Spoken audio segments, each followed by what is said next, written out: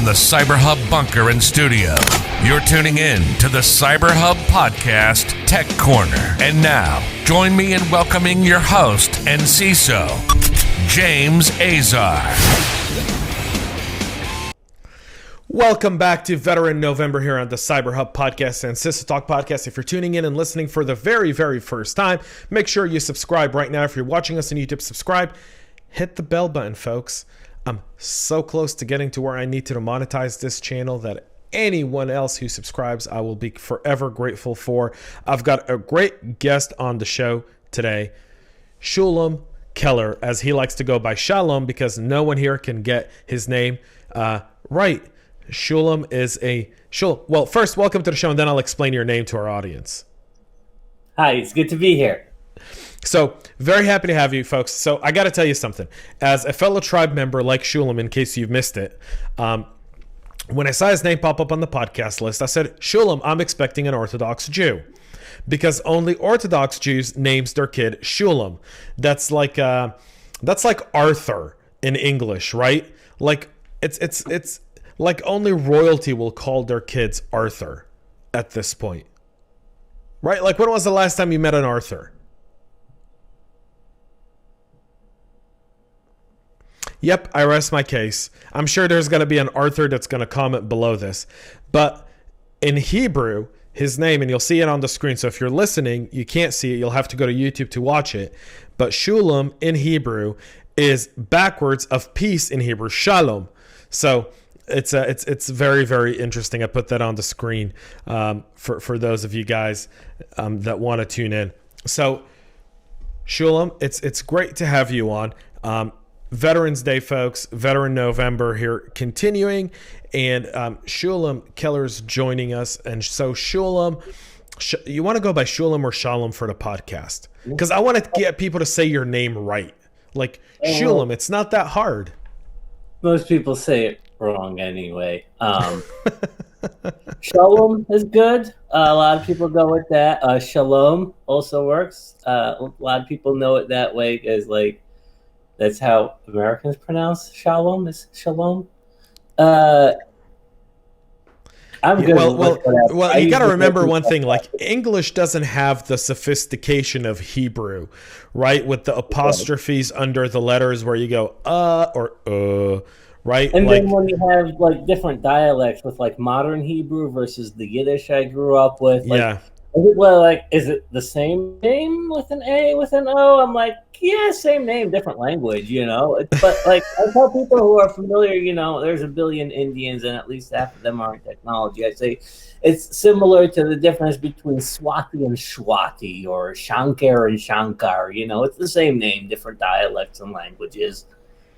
Yeah, well, Sholom is the right way to say it, folks. And I think if anyone reaches out to him and says it the right way thanks to this podcast, see that smile on his face right there? That would be his smile. How did you know that? I listened to the podcast. That's why.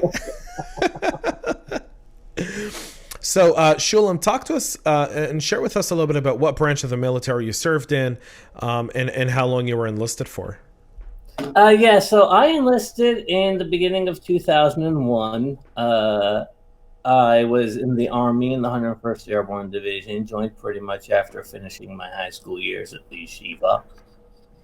I served for 4 years with the 101st, got my air assault badge, was very, very proud of it, you know, because I was very gung-ho as a private. Then September 11 hit, like, I think between when I got to the unit and when they sent me to air assault school. So I knew I was getting ready to deploy. I went to Afghanistan for the first 6 months of 2002 and then spent the first year of the Iraq war over there. I went there by boat, actually. A small detachment of soldiers on a civilian cargo ship with all kinds of equipment, but that was an interesting adventure. And I spent about a year there, going from south all the way up to north and then back down again to go home a year later. Brilliant. Very interesting. So you have a very interesting background, and I think I kind of want to talk about that for a second. We see, I've had a lot of people from all kinds of different backgrounds on the show thus far for Veteran November, and I think you highlight the ultimate diversity in our armed services, because you were a yeshiva student. You grew up in a Chabad congregation. Chabad is one of the largest streams of Orthodox Jewry in the world. There's a Chabad house anywhere you go. In fact, when I spent time in the UAE, there was a Chabad in the UAE before normalized relations, before today, before the peace agreement, before there were flights between the two nations. McDonald's, there's Chabad. Yeah, anyway, Chabad's kind of like the Jewish version of McDonald's. That is really, really good.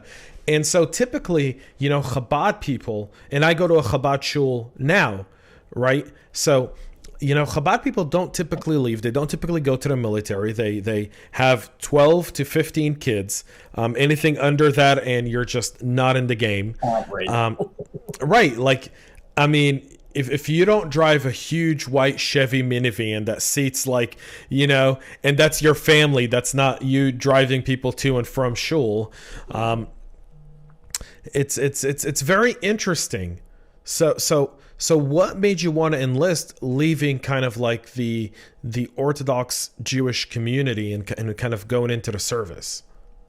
So, the year 2000 was when the .com bubble was bursting. And like a year before, I was all like, yeah, I know databases, I know HTML, I'm learning this and that and the other thing. I'm going to get a job. And then it was like, do you have experience? I was like, no, I'm just some little snit who knows how to code. I literally just finished high school, So I was hanging out in the library all the time because, I would go home and on my old, 386 or whatever, I would, write HTML blind and then, go to the library and upload to FTP for people. And then they'd be like, oh, I have a web page. I'm like, yep, you have a web page. Oh goodness, it's feels like ancient history, the wild, wild west now when you talk about it, right? Right. No GitHub, no repositories, no IDEs. Everything was final for real this time. So yeah, the Army took me in with not a lot of background. They just did really well on the aptitude test, and they were like, "Do you want to work in IT?" And I was like, "Yes, I'd love to work in IT." And they were like, "You can do high speed bandwidth, line of sight radio transmission." I was like, "That sounds good, I guess. I'm not sure what you're talking about." 6 months later, I knew what they were talking about, and a year later, I was doing it in Afghanistan because somehow there started being a war going on in between when I joined the Army. And as soon as 9/11, as soon as there's, they said, at first I thought I was confused too, because I'm from New York. And I remember back in the day, there was a small plane that at the Empire State Building. And so we're coming off BT, and this kid who was on CQ, Glasgow, he comes running to me, not to everyone, just to me, because I'm his fellow newbie, right? And he's like, hey Keller. I guess also because I'm from New York. He's like, a plane hit the Twin Towers. And I'm like, oh, back in the day when some little two-seater hit the Empire State Building. Okay, whatever. Go inside, start taking a shower. By the time I'm done with my shower, I'm like, oh, terrorist attack, and you remember you were in at the same time. The whole way the Army did everything, you needed to show your ID card to get into the DFAC, Yeah, it was a different period of time. I mean, I'm fascinated to learn your background because I think as a fellow Jew and someone who spent time between Israel and here, I'm not very religious, right? I have a beard, but I don't have the Chabad beard. I mean, your beard is actually trimmed because a typical Chabad beard would have the long strands, right? The long strands. Which you don't have, and I'm always grateful for Ben Shapiro because he's made it to be a clean-shaven Jew, an Orthodox Jew kind of a thing. Because typically, you can't really, Orthodox means you don't really shave; you grow the beard. No, I mean, you're thinking more like Matisyahu or something, old Matisyahu. Right. Old Matisyahu, new Matisyahus. I mean, when Matisyahu shaved his beard, that was insane. I know people are like, "What are you guys talking about here? What is this? Is this a But it's fascinating because typically people in yeshiva don't go to the military. In fact, in Israel, the idea of recruiting yeshiva students to the IDF is still something that's a political and cultural battle to this day. I mean, there are Orthodox Jews in the IDF. but they're in their own units. They're typically within their own units. They're and they run them that way, meaning there's no women in their units. They keep kosher. They don't do anything on the Sabbath, on the Shabbat. But you kind of volunteered and enlisted in the U.S. Armed Services, and man, that's crazy. That's awesome. That's a magnificent story. Well, I mean, I'll tell you, even when I was a teenager, for me, I was always more into the parts of the Torah and the mitzvot that were about being good to your fellow person, and about do this ritual, wrap leather straps around your arm on this day, and, jump 3 times at the end of your prayer on that day. Like I pray a lot louder with a $20 bill at the highway exit than I ever could with a tallis on my head in shul. You know what I'm saying? Yeah, you don't have absolutely. to say anything.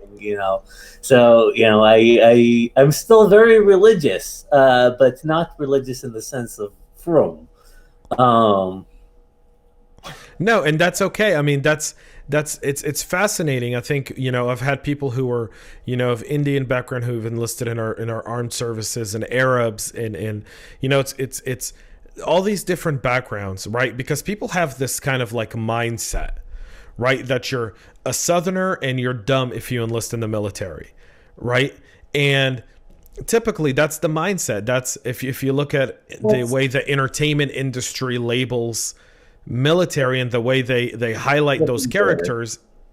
That's flipping bearish. I mean, my team in Iraq, look, was multicultural. It was me from Brooklyn. Let me see. In Afghanistan, we had someone on the team who was your typical otaku into anime and manga and Dungeons and Dragons and all of that. There was a black Muslim on my team in Iraq. My team chief for both of the deployments, he came from coal miner stock, was like as West Virginia as you come, and he works in IT. He worked in IT for 20 years in the Army, and he's still in the field in IT, and he is very smart.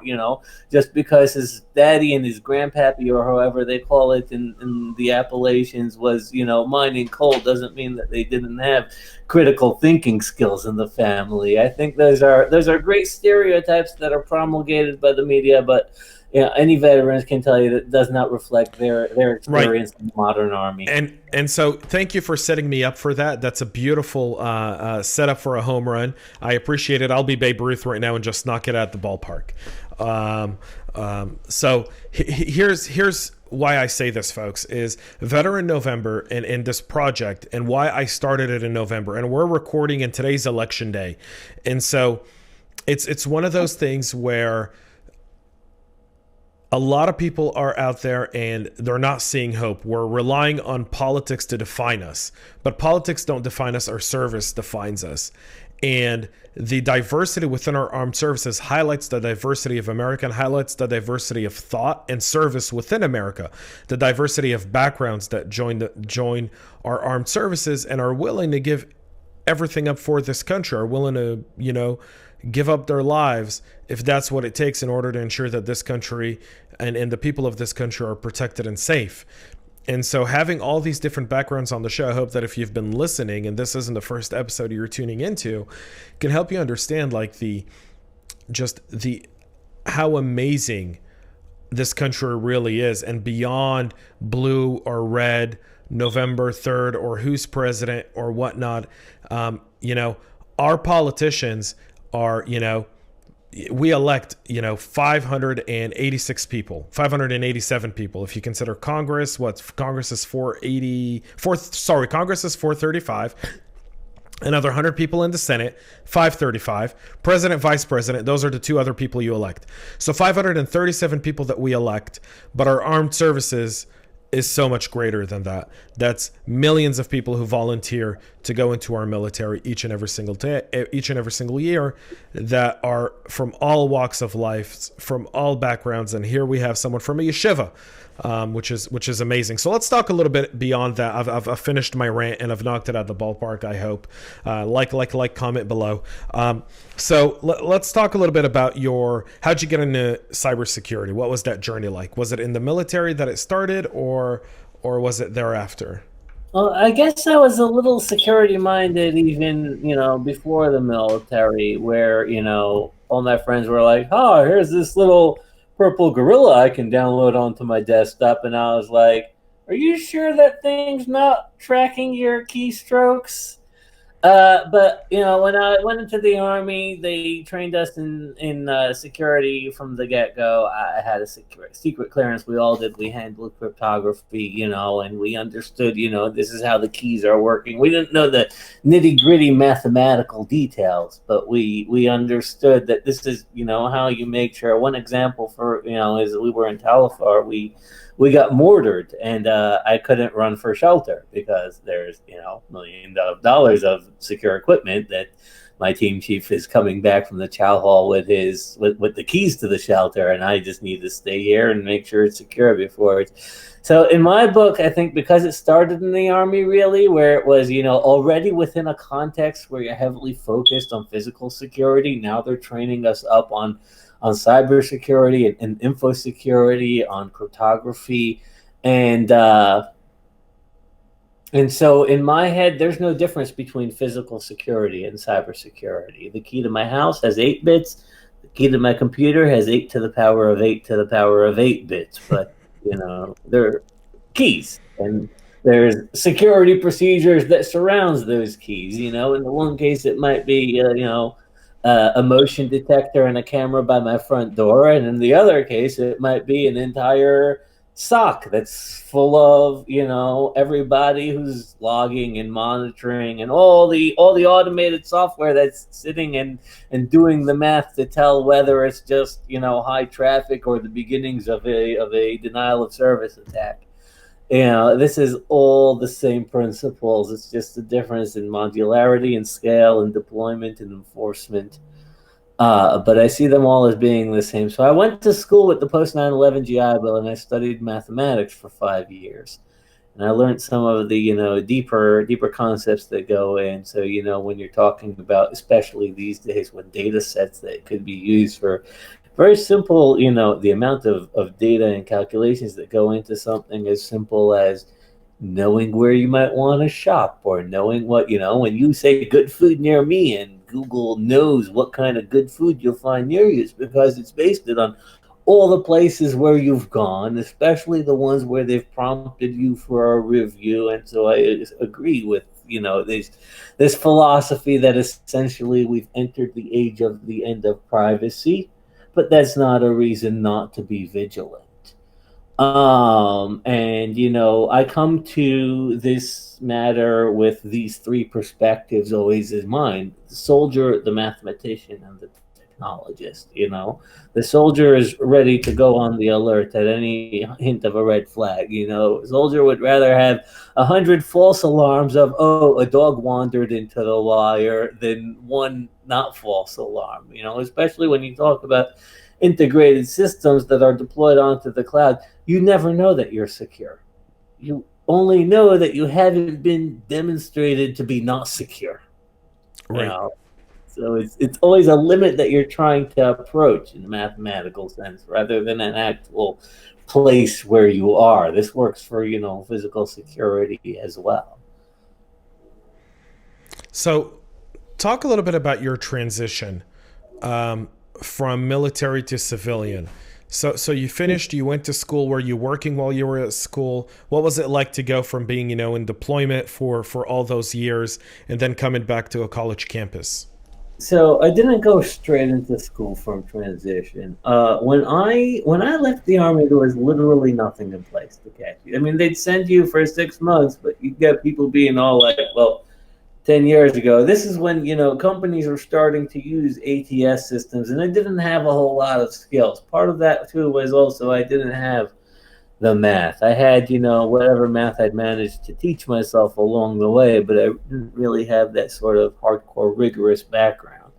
And so for me at the time, computer programming was always more scripting than actual, thinking about things as like how they'll be deployed. Because, for example, when we were, downrange, instead of pinging that location, I knew how to wrap it all up in a little batch file, And even later on, when I was like retrieving news feeds from the web, instead of actually teaching myself a proper language to make API calls, I was a little on the easy side. And so I would use curl to, just type it to awk or something, right?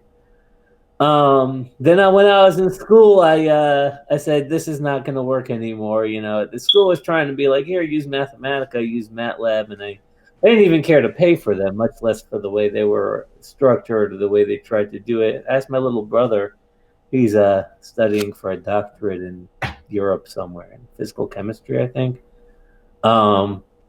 I asked him to recommend a language. He pointed me to Python, and I like Python because Python is a good bridge language between the way I think and the way computers do things. My natural way of thinking about things is in pseudocode. What's Okay. the algorithm that's going to accomplish this? What's the script that's going to do it? What's the automated pattern that we can deploy repeatedly and just change the configurations? That's the way I think about things. So I started in pseudocode, like add here. I don't worry about the details and the implementation. Then when it comes time to tell the computer to do it, computers don't understand pseudocode. Computers just know actual functioning, and so Python is a good bridge for that. The big drawback of Python is that it's slow. It's not going to give you the big speed. Anything that works quickly in Python is because it's an implementation of something that's written in C. For example, NumPy for matrix calculations, or Pandas is built on NumPy for data manipulation. I've also been working a lot with SIM tools, alarm provisioning. I'm a big fan of the way Splunk is doing things. I like the way they've been moving lately into utilizing machine learning. I think there's still a lot of work to be done in that regard. Also, Datadog, Elasticsearch, Uh-huh. and lately there's one that has come up on my radar. Snowflake. Snowflake apparently is a big seller, and I'm still investigating why it is such a big So one. that's interesting, because when you talk about some of your technical skills, you come from a very technical background. You were always curious technologically. You joined the military. You did more I don't technology. believe in black boxes. Like I know exactly two kinds of black box. One is my command prompt, right? The other one is that little black box they print in a math book at the end of a theorem. And in my head, I think those two are the same box because a program is a proof. Gotcha. Yeah, that makes a lot of sense. So Shulam, let's talk a little bit about what you're doing today, and what your path took you through to do that. So I'm actually in transition right now. I'm finishing up a year and a half of contract work with a Fortune 500 bank. The past year or so, I've been writing data pipelines, Okay. um, focused on physical security. But again, there's going to be a cybersecurity component to that, because if there's data moving around, you have to keep it secure. And even like sometimes people won't even realize how, like, they'll be like, but that's not technically secure data. I'm like, no, an individual record out of that is not secure data, but all of this in the aggregate with the contextualization of where it comes from, I can think of things that people might want to do with that. I have a runaway imagination, and also I have no desire to actually do any of those terrible things. So instead, I'm going to use my knowledge to prevent that from happening.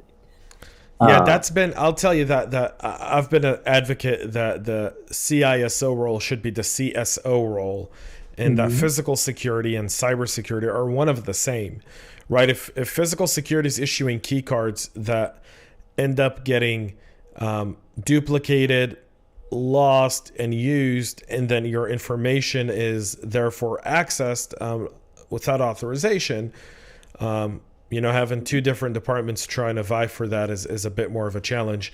I also think that fraud should be under the CSO office, and not under a different department. I feel like more, I think as the role of the CSO starts to develop a little bit more, and companies start to realize all the different umbrellas that need to go under the Infosec office, we'll start to see the CISO role elevate. I strongly agree with that assessment. It's going to be an interesting. We've got a very interesting decade ahead of us, folks, because I think it's going to take, COVID sped up digital transformation, right? And I hate to use that buzzword, but it did. It sped up the whole idea of moving to the cloud and upgrading and investing in technology in ways that maybe pre-COVID you could never get the board to agree to, and now they're like, yeah, do it. But on the other side, it decentralizes knowledge work, which preserves it. Right. It's definitely I call it sometimes a little euphemistically. I call it the present resiliency exercise, because that's what a K-shaped economic recovery basically means. Is that some are passing this. You were in the Army. We do war games all the time. Sometimes OPT4 breaks through the wire. Sometimes either way, you go on lobster and steak when it's just training. But it's very much, it's just a question of resiliency, and the companies that are making through this, and recovering well, are the companies that have demonstrated their ability to be resilient and just going to grow from it. But it does introduce a significant amount of risk. I mean, look at the recent data breach with the VA. It was like 50,000 records were breached, and you could tell even when they just tell you what records were compromised, and you can tell exactly who the target audience was. They targeted them by age, they targeted them by veteran demographic, and who ended up getting hit the mostly was small business contractors, government and military contractors, because that's the thing a lot of people do with their knowledge and experience after they retire, right? Is basically their MOS, but on the civilian side. Right, they go into the defense industrial complex. And then senior citizen medical records in retirement homes were compromised. And so I was actually targeted with an email that looked like exactly the kind of email the VA would send if you were to change your bank account, for example, your direct deposit account. And even the links in it were accurate. There was exactly one red flag. It came from a .com address. I followed it through. What is this .com? It seemed to be, based on my research, a company that provides web hosting for your typical small village government speed trap or whatever, to do their things, which included the ability to have OAuth 2. And I did not even know this was a thing until I started researching who's sending me this email about nothing that I did with my account from a account where of a domain where it's not. Apparently there is a .gov wide OAuth 2 login called max.gov. One click, tuck, and on the other side of it was some JavaScript to just scrape all your information because you said, oh yeah, max.gov login, I'm familiar with this. I haven't used it. I'm very, very Luddite when it comes to the VA. Fun story, they lost a travel voucher of mine recently, and I call them on. And they're all like, well, do you have the paper receipt? And I'm like, well, it's 2019, so no. Like, well, we can't do anything for you without a paper receipt. And I'm like, of course you can do something for me. You can look in the performance logs of the computers where I claim that I entered the thing. The computers where I claim that a paper receipt was issued. You can look in the performance logs, and assuming you've written the program right, you should see You'll have a log message that said that you printed the paper receipt for the patient, right? And I guess they were L1. They're not understanding what I'm saying. And I'm saying, you know what? I don't need you to understand what I'm saying. I just need you to do what I tell you. I need you to communicate to the other person. They'll understand what I'm saying. And as I'm like, okay, say it again, Mr. Keller. As I'm talking, I hear them typing. Click, click, click, click, click. Mr. Keller, we found us. Was it where I told you to look in the exact spot in your system that I've never been in? I don't log into systems where I'm not authorized. You give me a password and you can say, this is a massive password to all of Amazon.com. You can move all of their money everywhere in any form of currency. I'll be like, cool, pull my lighter out my pocket. And now I don't know it anymore. Because in the short run, I might lose some funds, and forensics fraud detection might or might not know where I lose those funds. But in the long run, I can get myself a lot more funds via my regular get-rich-quick scheme called work a normal, salaried, legal, legitimate job if I do that with the information, right? Right. Crazy. So we're almost out of time, Sholom. So let me ask you, what's one thing you loved about your military service as we wrap up?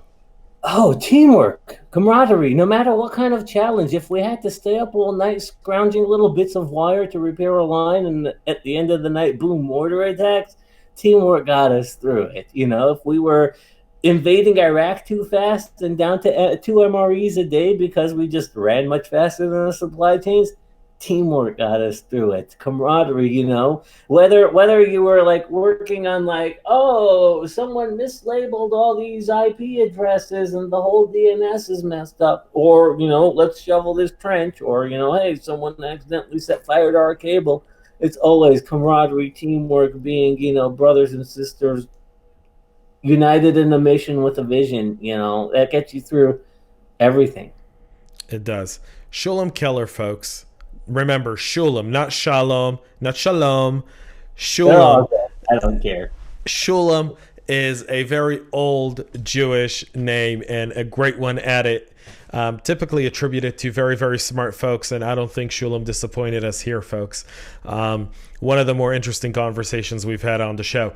That's it for another Veteran November episode, folks. We'll be back with a lot more as we wrap up this month and look at being thankful. It's the season of thankfulness. It's Thanksgiving, and we have a lot to be thankful for, including our brave men and women. So, Sholom, thank you for your service, and thank you for all you do for the Infosec community.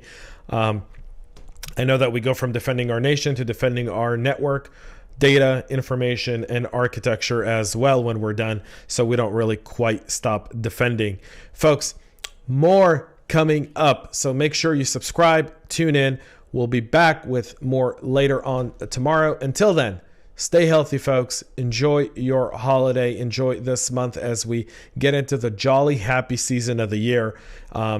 And hopefully we get through this one peacefully as well. Until then, folks, this is James Azar signing off, wishing you all a health and stay cyber safe.